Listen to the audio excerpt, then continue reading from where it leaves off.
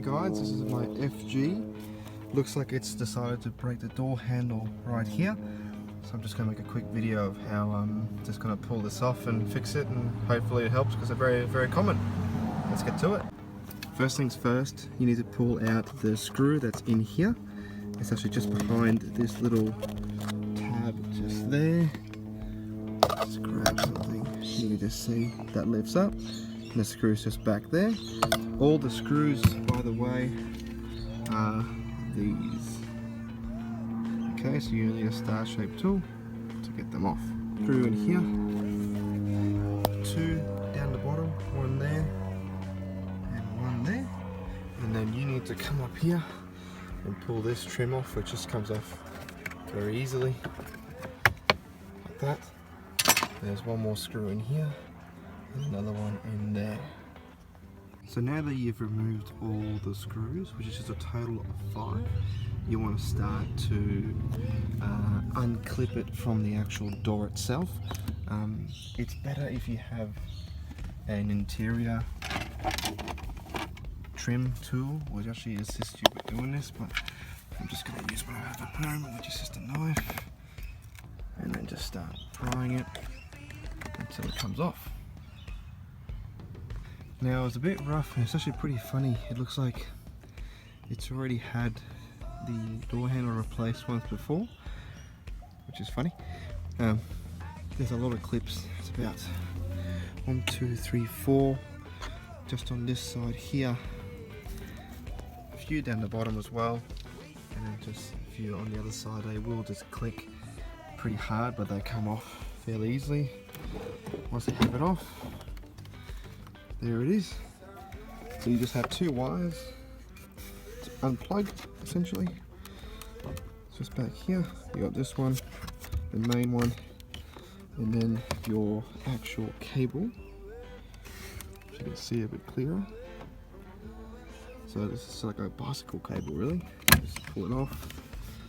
Just get it to where you can actually grab the actual cable itself. It's a bit difficult because my handle is completely broken. Pretty much what you want to try and do is take it off. See, like a bicycle cable. It just came off that. And once you do that, take these 2 off, and have a look at the back of the door card.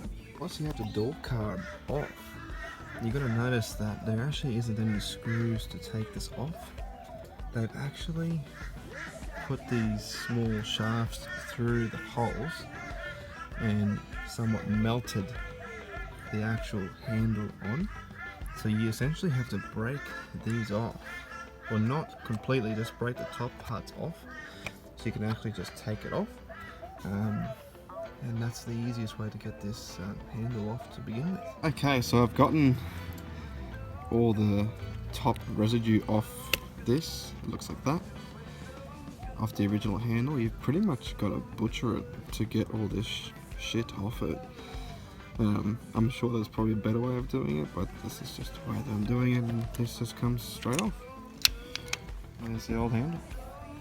So what I'm going to do now is I'm just going to clean these up, because you can still use these, the original bits, and I'm probably just going to heat these up a little bit and try and reuse them. Now the kit, the door handle, the new door handle, comes with these, which I'm guessing you can use to put into these.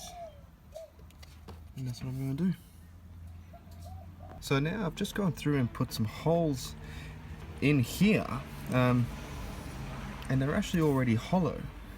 So they're already almost like they were ready for someone to put some screws in there when they need to replace it. So let's put these washers and screws in and see how that looks. And that's it there, guys, with the washers and the screws in, almost like how it should have looked out of the factory. Now to put it all back together. Okay, now it's just a matter of putting the door card back on. There's these 2 stands just down here, which obviously will sit on here, which just gives you a bit of a guidance of the height. One thing I want to point out is just be very careful with these when you're pulling these off. I just realised that I actually yanked off the whole thing.